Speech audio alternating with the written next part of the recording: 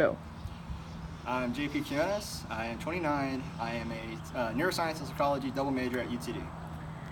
Hi, JP. Thank you for volunteering for this project. I'm going to ask you some questions, and you only have to answer whatever you're comfortable sharing. Okay. Okay, so think back to your most stressful event and elaborate as much as you'd like. Well, the most stressful event as of late was probably my return to school. I'm a little bit older than other people that are typically in college. Not that there's not 29-year-olds or 30-year-olds, but just it was a pretty trip going back to even calling college at like my age, which was like about 25, 26 is when I started again.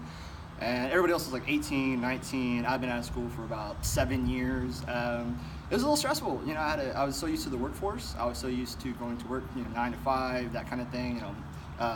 Mall hours, every day pretty much, 2 days off. And so not going to work and spending a lot more time in school and like meeting new people, much younger people, trying to fit in, trying to get help with work, of course. And it's pretty stressful. It was a complete change in my life. So yeah, that kind of stuff, right? Yes, and during that time, did you look for advice or did you get advice on going back to school at your age? Yeah, definitely.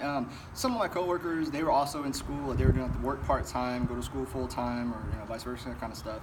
But this, again, they were a little bit younger, so their advice were kind of like, oh, I see older people in there all the time, or oh, nobody's even gonna be able to tell the difference, or kind of things like that. Kind of things like, oh, you'll get used to it. You'll figure it out. People are really nice and all that stuff, which, again, it was like they weren't my age and they weren't doing what I was doing. They were younger and they pretty much went from high school to college, and so it was really easy. The transition for them was much easier. For me, I had been in the workforce for like 7 years, 10 years almost at some point, and it was different. It was like, okay, I got used to studying again and going to class and being there for all day or however that worked out. And then, I talked to family members, but again, or with my family member, not a lot of them had been to college. And if they did, they'd kind of done it a long time ago, like right out of high school again. So it wasn't a whole lot of help or a whole lot of great advice flowing around or things that made me feel better until I actually got in there. So. Right. So the people that gave you advice, you said coworkers, family. How important were these people to you? Did you go to friends? Who else? Or again, how important were they to you that their advice mattered or didn't matter? Right. Well, my family were supportive, as all families are when you tell them you're considering education again. So from their point of view, they thought it was a great idea. You're going to do something good with your life. You're going to better yourself through education. Although I didn't think they really knew that for sure, because everybody just kind of thinks like, oh, okay, if you go to school for something, you'll get a better job and yada yada. But that's not always the case, because you can go to school and get a not so great degree and not have a plan, and then end up just wasting a bunch of time, as a lot of people I know have done. And so that was kind of scary too.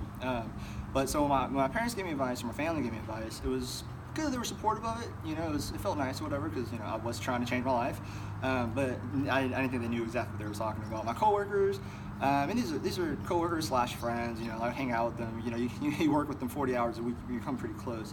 And some of their advice I really did kind of believe in, because some of them were close to my age or not so far off my age that it wasn't like it wasn't weird because they were still in school. But these kids are also like in graduate school or going up to law school. One of my good friends was going off to law school, and he's about a year younger than me. And so I was like, man, I'm sitting here just going back to like community college, where like everybody's like fresh out of high school, like 18, 19, and here I'm like 26. So it was that advice was a little bit helpful, but again, and then friends, not really, because a lot of my friends didn't go to college, or a lot of friends my age weren't going to college at all. I had to create a whole new group of friends pretty much when I got into college. But yeah, the advice wasn't that helpful, just because, like I said, it's not like they just weren't. Nobody was exactly in my shoes and took the route that I had taken. So it was, not very good. Okay, and what do you wish these people did say to you instead? Is there something that could have helped, or is it really just kind of your own thing, or what could have helped, if anything, during this time? I guess I kind of wish I had listened when people said that there's always older people in there, and that it really didn't matter, because that's what I found. Once I got back into school, I was never the oldest person in the classroom. I was never like left out, like, oh, he's too old to be in my group, or too old to like even study with or share notes with, or like exchange phone numbers for notes. So I guess I wish I'd listened to that, because that was completely true. Like once I got into college, I realized, like, man, that is so true. There's always somebody older, like elder people, and you really don't pay attention to it at all. And so I guess like the whole nerves of that wasn't a big deal. I wish I wouldn't have worried about that so much. You know, my biggest concern again was like just kind of flipping my whole life upside down because I'd gotten so used to just, you know, going to work and paying bills and check to check and, you know, like going to school and taking away from work and then, you know, doing, you know, student loans and all this other stuff. That was just a trip to me. Which, yeah, so I guess that really wasn't nothing that somebody could have told me.